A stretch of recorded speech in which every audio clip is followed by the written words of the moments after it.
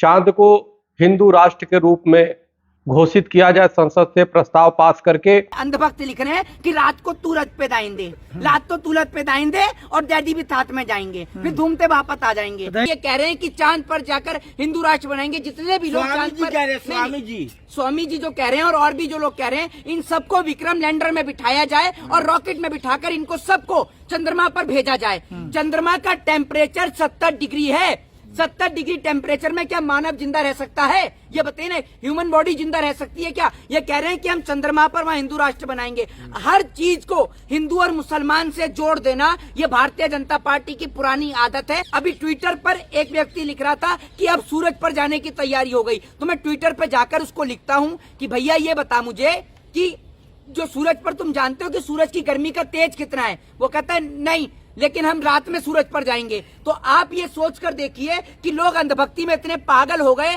कि उन्हें ये नहीं पता रात में सूरज कहाँ निकलता है। कहता हूँ और पहले भी कहता हूँ, दोबारा से कह रहा हूँ कि पत्रकार बने, सरकार के मदारी न बने कि सरकार जिस बात को कहे उसी बात को आप सच मानने लग जाएं। आप एक बात मुझे बताइए, आपके पास खुद की बुद्धि है या नहीं है? आप ये मुझे बताइए। ये कह रहे हैं कि चांद पर जाकर हिंदू राष्ट्र बनाएंगे। जितने भी लोग चांद पर कह रहे हैं, स्वामी जी जो कह रहे हैं और भी जो लोग कह रहे हैं, इन सबको विक्रम लैंडर में बिठाया जाए और रॉकेट में बिठाकर इनको सबको चंद्रमा पर भेजा जाए। चंद्रमा का टेम्परेचर 70 डिग्री है। 70 डिग्री टेम्परेचर में क्या मानव जिंदा रह सकता है? ये बताइए ना, ह्यूमन बॉडी जिंदा रह सकती है क्या? ये कह रहे हैं कि हम चंद्रमा पर वहां हिंदू राष्ट्र बनाएंगे। हर चीज को हिंदू और मुसलमान से जोड़ देना, ये भारतीय जनता पार्टी की पुरानी आदत है। और कुछ लोग भाजपा से टिकट लेने के या पॉपुलरिटी लेने के चक्कर में हर चीज को हिंदू मुसलमान से जोड़ देते हैं। दूसरी बात, अभी ट्विटर पर एक व्यक्ति लिख रहा था कि अब सूरज पर जाने की तैयारी हो गई, तो मैं ट्विटर पर जाकर उसको लिखता हूँ कि भैया ये बता मुझे कि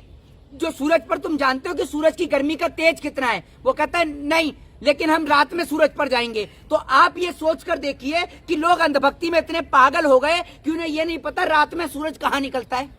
कहाँ निकलता है रात में सूरज? ये बताए ना मुझे, भारत के किसी राज्य में रात को सूरज निकलते हुए देखा है आपने? देखा हो तो बताइए। और मैं यही कहना चाहूंगा कि शौचालय बनाने से चंद्रयान नहीं भेजे जाते, इसरो बनाने से चंद्रयान भेजे जाते हैं। इसलिए विद्यालय बनाए, स्कूल और यूनिवर्सिटियां बनाए। लेकिन पूरे दिल्ली में, मोहित जी, पूरे दिल्ली में जो है फोटो जो है प्रधानमंत्री की लगी हुई है, कहीं भी वैज्ञानिक की फोटो है ही नहीं। हाँ, तो मोदी जी का आप देखते रहे, मोदी जी के डंके तो बज ही रहे हैं। हाँ। मोदी जी का डंका तो दक्षिण अफ्रीका में कितना बढ़िया बज रहा था। हाँ। एक मंत्री उनको रिसीव करने के लिए आता है, नरेंद्र मोदी जी को, और मोदी जी गुस्सा करके वापस प्लेन में खिसक जाते हैं। देखा नहीं आपने कैसे? क्या देखा नहीं आपने? मोदी जी गुस्से के चलते वापस से प्लेन के अंदर चले जाते हैं। फिर उसके बाद में जब वहां के उपराष्ट्रपति उनको रिसीव करने के लिए पहुंचते हैं, तब मोदी जी नीचे उतर कर आते हैं। ब्रिक्स सम्मेलन के अंदर जिस तरीके से देश की गोदी मीडिया आपको ये खबरें नहीं दिखाती, इन खबरों से दूर रखती है, जिस तरीके से ब्रिक्स सम्मेलन के चलते वहां पर जो कुछ हुआ है दक्षिण अफ्रीका के अंदर, पूरे देश ने देखा है। मोदी जी फोटो सेशन में कहां खड़े थे? फोटो खिंचवाने में। हमारे देश के तो छोटे से छोटे कार्यक्रम में बंदा फोटो के लिए कैमरे पे ही नजर रखता है, लेकिन विदेश में तो कहीं दूर ही थे मोदी जी। क्या मोदी जी की विदेश नीति इतनी ही मजबूत है? इतनी ही विदेश नीति मजबूत है कि चाइना नया नक्शा जारी कर देता है? तो काय बात के लिए आप विदेश के चक्कर लगा रहे हैं? कौन सी विदेश पॉलिसी आपकी, जरा ये तो बता दीजिए। लेकिन मिल तो रहे थे, चाइना के राष्ट्रपति से मोदी जी मिल तो रहे थे इतने प्यार से। देखिए, मैं आपको एक बात बता दूं, सुन लीजिए। एक बात आपको बता देता हूँ खुले शब्दों में।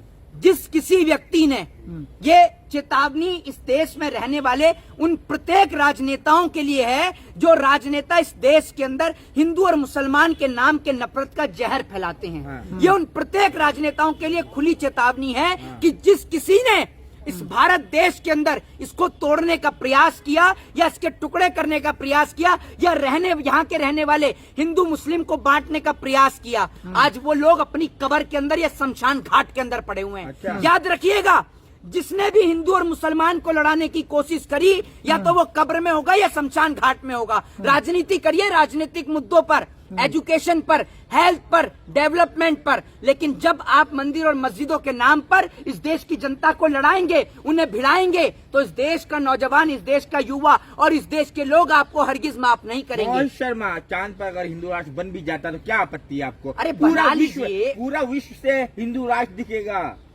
आप चांद पर गए हैं? ना आप बताइए, स्वामी जी कह रहे हैं इतने बताइए ना। मेंटल हैं। मैं आपसे ऐसे ही नहीं कह रहा कि पत्रकारिता करिए, सरकार के मदारी मत बनिए। ये वाकई में मानसिक संतुलन खोए हुए व्यक्ति हैं। इनका मानसिक सवाल संतुलन सवाल खो जवाब चुका है। दीजिए। इन्हें ये बताइए, चंद्रमा से ये चंद्रमा में बैठे हुए हैं या किसी फ्लाइट में बैठे हुए हैं? चंद्रमा से धरती दिखती है? बताइए ना सवाल चंद्रमा से धरती दिखती है ना? जरा कोई बताए तो। ये इतने मेंटल लोग हैं, इतने महामूर्ख किस्म के लोग हैं, और इन्हीं के चलते इन जैसे बेवकूफ और अकलमंद जो पत्रकार हैं, अकल से बंद पत्रकार जो हैं, इन्हीं की वजह से अंधभक्त लिख रहे हैं कि रात को तू रथ पे दाएंगे, रात तो तू रथ पे दाएंगे और डैडी भी साथ में जाएंगे, फिर घूमते वापस आ जाएंगे। डैडी ये कौन वैकेशन मनाने जाएंगे ना। अभी 200 रुपए जैसे सिलेंडर पे कम किए तो भक्त परेशान हो गए। उपलब्धि है मोदी जी की, हैं? मोदी जी की उपलब्धि है। कौन सी उपलब्धि है? 200 रुपए कम हुए। अब बताइए। नहीं, 200 रुपए सिलेंडर पे कम हुए। इन 200 रुपए में ये तो बता दो, तारीफ कश्मीर कीजिए, में तारीफ नहीं, कीजिए। इन 200 रुपए में कश्मीर में प्लॉट खरीदोगे या चांद पर जमीन? जमीन अरे चांद पर मोदी जी शासन करेंगे, आप जमीन की बात कर रहे हैं। चांद पर शासन तो कह करेंगे। रहे हैं ना लोग, अब चांद में भी अपना राज होगा। इनका सबका बोरिया बिस्तरा, जितने ये लोग चांद पर की बात कर रहे हैं ना, इनका सबका बोरिया बिस्तरा पैक करके एक साथ इनको चांद पर भेजना चाहिए और देश में आधे फसाद की जड़ कट जाएगी। ये आप समझ लो। चांद का टेम्परेचर 70 डिग्री है। 70 डिग्री में जिंदा रह लोगे? हैं? अगर रह लोगे, राजस्थान के अंदर जैसलमेर का तुम्हें 40 डिग्री 50 डिग्री झेला नहीं जाता, और चांद का तुम 70 डिग्री झेलोगे? कितने मेंटल हो? हमारी टेक्नोलॉजी बहुत एडवांस है। अच्छा, वहाँ एसी लेके पहुंचोगे भैया चंद्रमा पर? वहाँ पर भी अरे। बिजली का मीटर लगा दिया क्या?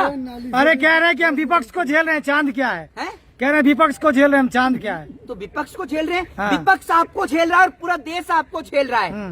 विपक्ष और पूरा देश आपको झेल रहा है। एक जो व्यक्ति जिसको आप अनपढ़ समझ रहे हैं, अनपढ़ वो नहीं, वो अनपढ़ व्यक्ति पूरे देश के पढ़े लिखों को मूर्ख बनाने में लगा हुआ है। इस बात को आप समझिए जी। आपको क्यों भाजपा से तकलीफ है? खपा रहते हैं हर समय भाजपा से।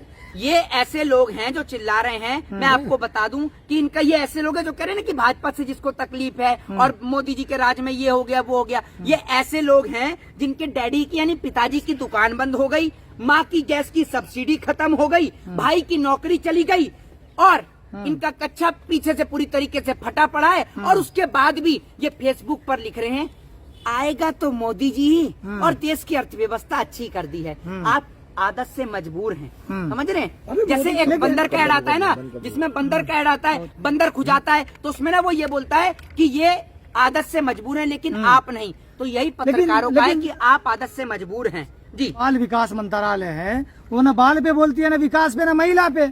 देखिए, मैं आपको बता दूं, स्मृति ईरानी ना महिलाओं के ऊपर बोलती हैं। जब मणिपुर में बहन बेटियों को निर्वस्त्र किया जाता है उस पर नहीं बोलती हैं। आज देश की अर्थव्यवस्था पूर्णतः खराब है। जीएसटी से इस देश के उद्योग धंधे खराब हो गए, नोटबंदी से देश की इकोनॉमी खराब हो गई, देश की अर्थव्यवस्था खराब हो गई, बेरोजगारी से देश के युवाओं का भविष्य खराब हो गया, कर्ज से डूबे किसान आज परेशान है, कर्ज से में किसान डूबा पड़ा है, उसका किसान का बुरा हाल है। हिंदू मुसलमान के चलते भाईचारा खत्म हो गया, देश से प्यार खत्म हो गया। देश के अंदर मैं आपको बता दूं, पड़ोसी मुल्कों से हमारे रिश्ते खत्म हो गए, उनसे रिश्ते समाप्त हो गए। लेकिन जब रिश्तों की बात आती है तो आपने एक तस्वीर देखी होगी जिसमें जब भारत देश का खिलाड़ी जो कि नीरज चोपड़ा है, जब पाकिस्तान का खिलाड़ी जो जीत के आता है, तीसरे नंबर पर आता है, उसके पास अपना झंडा नहीं होता, तो उसको भारत के झंडे के नीचे ही ले लिया जाता है। ये भारत देश है जो हर किसी को प्यार देता है, लेकिन भारत देश को डराया जाता है पाकिस्तान के नाम पर, और पाकिस्तान को डराया जाता है भारत के नाम पर, और इसी नाम पर देश की सरकारें जो हैं वो वोट लेने का काम करती हैं।